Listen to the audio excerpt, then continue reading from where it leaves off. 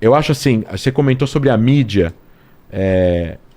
Eu acho assim, primeiro, o Hamas não está mandando um recado que está ajudando os civis. O Hamas quer ganhar honra política e se mostrar como defensor da causa palestina. O Hamas não apoia a resolução de 2 estados, a gente já sabe disso, a gente já estabeleceu isso aqui diversas vezes. Está escrito, para quem quiser, abre o site do Hamas, está lá escrito o que eles acreditam, hamas.ps, está lá escrito, eu não preciso ficar falando o que o Hamas acredita, o que eles fizeram, o que eles fazem. Inclusive contra os próprios palestinos. A mídia coloca de uma certa forma, está criticando a mídia no sentido de ser pró-Israel. Eu não acho que a mídia é pró-Israel, eu acho que a mídia, na verdade, é mais sensível com os mais fracos, no caso os palestinos, mas a gente vê erros na mídia, né? O New York Times, em 2021, na guerra que você mencionou, colocou a capa dos 50 mortos. Dos 50 mortos, tinha uns 40 e poucas pessoas que eram pessoas do Hamas. Ele colocou a foto, eram 200 e poucos mortos, botou 50 fotos de crianças, pessoas abaixo de 18 anos. Só que parte das pessoas abaixo de 18 anos são membros do Hamas e estavam lá lutando. Eles são crianças pela ONU, mas estavam lutando e são membros do Hamas. Aconteceu isso agora também, em Jenin. Então, assim, a mídia escancarou. A New York Times, o maior jornal do mundo, 2 milhões de impressões, a capa do jornal era a foto das pessoas e tinham fotos de pessoas que eram membros do Hamas, que foram colocados pelo New York Times como crianças. Como se Israel tivesse assassinado de propósito crianças. Então, assim, isso é uma coisa que eu quero enfatizar, que é uma coisa que é muito importante ser colocada. Morreram pessoas civis nos ataques em maio de 2021 ou agora em 2023 com ataques israelenses? Morreram, infelizmente morreram. Não há intenções, e eu não estou falando porque eu vi ou porque eu vivi isso, eu acho que isso é mais que o óbvio ululante. Se Israel tivesse reais intenções de matar civis, qual a dificuldade de Israel matar um monte de civis em cada guerra? 10 mil, 20 mil, 30 mil. Tem poder militar para isso. Vai ter alguma sanção econômica, mas Israel vai passar por cima. A economia de Israel é abrangente, é $500 bilhão de PIB. Se tivesse intenção de matar civil, por que não morrem os civis? As últimas guerras em Gaza, a gente tem visto cada vez um número menor de mortos. Esse ataque de drone que você mencionou, o primeiro deles morreram civis. Foi erro de inteligência. O segundo e o terceiro e o quarto ataque, Israel esperou. Isso está na mídia israelense. Israel esperou 40 horas para o cara da Jihad Islâmica sair da casa dele onde estava a esposa e os filhos, ir para um apartamento de esconderijo, e aí Israel atacou esse apartamento onde ele estava com 2 ajudantes. Não morreram civis. Não morreu o vizinho de baixo, não morreu o vizinho de cima, as casas em volta não foram destruídas, nem a sala foi destruída. Isso também está provado, tem foto, tem vídeo, está documentado. A Cruz Vermelha Palestina, inclusive, mostra isso, quem são os mortos em Gaza nesse ano, em 2021. Existe uma grande diferença entre qual é a intenção quando o Hamas está jogando foguetes, qual é a intenção quando um piloto israelense, que poderia ser um de nós 3, quando ele está no ar, voando em cima de Gaza. Não há interesse de Israel matar civis. Ele pode talvez tomar menos cuidado do que a gente acha que ele deveria tomar, ou ele toma muito cuidado, mas não dá para evitar 100%, então é uma guerra ingrata, porque sempre vai morrer civis, é um lugar urbano, tem muita gente, é apertado, etc, etc.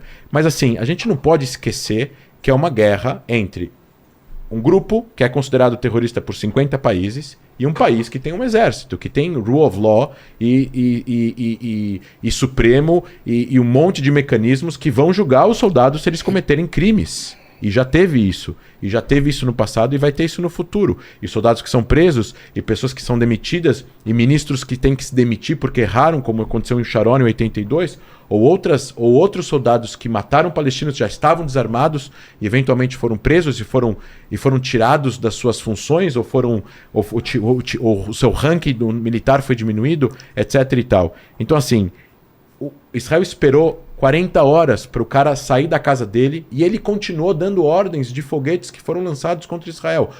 Eu quero que vocês mencionem um país do mundo em guerra assimétrica que Israel está, do jeito que Israel está, que age desse jeito, que espera o cara sair de um lugar para ir para outro e eles estão recebendo foguetes no mesmo tempo que isso está acontecendo para atingir só ele e poupar a família dele. Eu acho que isso é o correto, eu acho que isso tem que fazer, tem a ver com a moral, tem a ver com ética, tem a ver com os valores de vida do exército de Israel. E eu não estou falando isso uma coisa que eu vi, é uma coisa que eu eu vivi isso, eu fui ensinado, eu passei por curso. Isso não é uma lavagem cerebral. Eu sou uma pessoa crítica. Eu sou uma pessoa pensante. Eu falo línguas.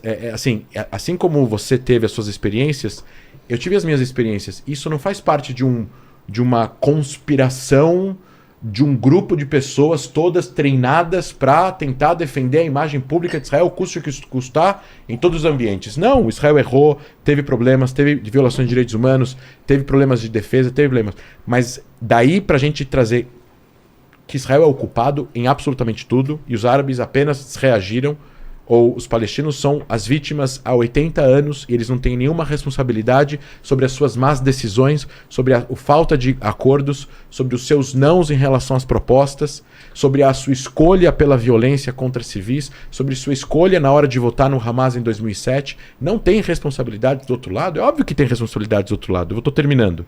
Então, assim, eu acho que de alguma certa forma, a hora que você coloca a forma como eu estou falando, você coloca como se eu estivesse colocando uma forma muito imaginária que Israel está sempre certo e os árabes estão sempre errados. Eu não acho isso. Eu acho que Israel errou diversas vezes. Eu acho que Israel deveria ter feito o acordo de Londres, em 88, com a Jordânia. Estaria tudo resolvido. A Jordânia ia cuidar da Cisjordânia, Gaza ia ser um estado independente. A gente tem que... Eu acho que não teria evitado guerras, teria evitado um monte de coisas, ia ter muito menos colonos israelenses vivendo na Cisjordânia. Estava feito o acordo, o Shamir não aceitou. Eu acho que isso foi um erro. Eu acho que teve diversos erros. Cana foi um erro foi um erro militar que matou 100 civis no Líbano. Sabri Shatila foi um erro. Teve diversos erros. Teve diversos erros nas guerras em Gaza. Diversos alvos errados que agora eles estão tentando corrigir isso com a precisão e com a inteligência. Por que as guerras em Gaza, nas últimas duas, são muitíssimo menos mortíferas do que as duas primeiras? Morreram 3 mil pessoas na primeira guerra em Gaza, em 2009. E agora morreram 30 pessoas. E a quantidade, se você for ver qual é a intenção do ataque, e isso é uma coisa que é irrefutável. Qual é a intenção do ataque de Israel? Israel quer matar civis porque não atiram num prédio. Então, derruba um prédio. Tem prédio de 20 andares em Gaza. Derrubou vários. Na última guerra, não. Claro, 21, como não? Não. Eu tô falando de 2023. Mas, sim, esses 2021 prédios, ela derrubou todos vários. Os prédios, Salem, todos os prédios evacuados, eu tô terminando, todos os prédios derrubados em 2021, todos, sem exceção, foram evacuados antes. Por isso que, inclusive, a prova disso é, por que tem gente filmando na hora que Israel vai atacar o prédio e filma o prédio caindo? Em sua consciência, se é um ataque surpresa, como é que a pessoa sabe que é aquele prédio que vai ser destruído? Porque é avisado, porque o zelador sabe, porque o prédio que dizem que é o prédio da Al Jazeera, que na verdade é o prédio da inteligência do Hamas, que no último andar estava o escritório da Al Jazeera, e eles não são bobos, eles colocaram a Al Jazeera lá justamente para evitar um ataque de Israel, é justamente isso. O prédio estava vazio, não tinha ninguém morreu no ataque. Eu só dou, Salem, um minutinho só, deixa eu só terminar, eu te deixo quanto tempo você achar necessário. Então assim, eu não acho que isso é uma retórica. Eu não acho que isso tem a ver com a forma de colocar. Eu acho que são fatos. Israel ligou para o zelador do prédio e falou, nós vamos atacar, vocês têm 4 horas para tirar todo mundo. Isso é o centro de inteligência do Hamas. Lá estava tendo guerra eletrônica. Eles estavam danificando o radar do Iron Dome que abate os foguetes no ar. Israel precisava destruir é um alvo militar legítimo pela Convenção de Genebra. Ele estava sendo usado como para beneficiar a guerra. Al Jazeera teve que tirar suas coisas de lá. Ninguém morreu nesse prédio que foi destruído. Morreram. Teve 3, 4, 5 prédios grandes, relativamente grandes, em Gaza em 2021 que foram destruídos. Em 2009 teve muito mais. O que eu quero dizer é o seguinte: a forma como Israel conduz, a tentativa que Israel faz para tentar evitar ao máximo que civis morram, ao mesmo tempo que Israel consiga responder contra agressões desses grupos, que mais de novo, esses grupos não estão combatendo a ocupação. Eles estão lutando contra a existência de Israel. É só ver os discursos dos líderes do Hamas e da Jihad Islâmica. É só ver os discursos das pessoas que estavam agora e voltaram para aquela praça em Jenin. O grito é: ó judeus, o exército de Maomé vai voltar, em árabe.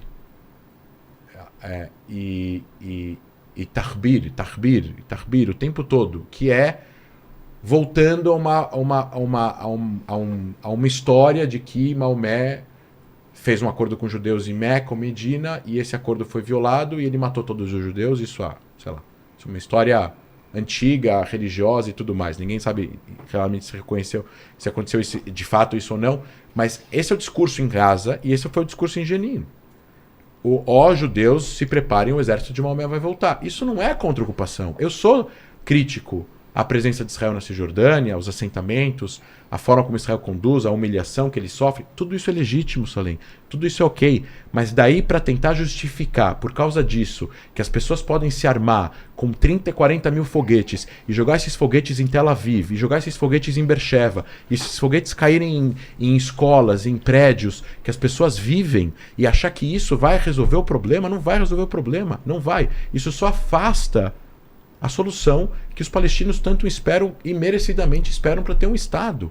O Hamas e a Jihad Islâmica são, isso é palavras de palestinos que eu conheço, que trabalham inclusive para o Fatah, para a autoridade palestina. Não há um acordo de 2008 para cá, quando teve as últimas negociações, ou de 2014, que foi a última tentativa de negociações com John Kerry e Obama. Não há um acordo por causa do Hamas e da Jihad Islâmica. Porque eles não conseguem ter um ambiente político dentro de Gaza ou da Cisjordânia para que alguém se levante e fale: bom, chegou a hora, vamos aceitar Israel, vamos aceitar que os judeus tenham um direito também em parte da terra e vamos assinar um acordo. Mesmo que seja milimetricamente nas fronteiras 67. Não tem. A pessoa que fala isso na Cisjordânia é morta ou presa.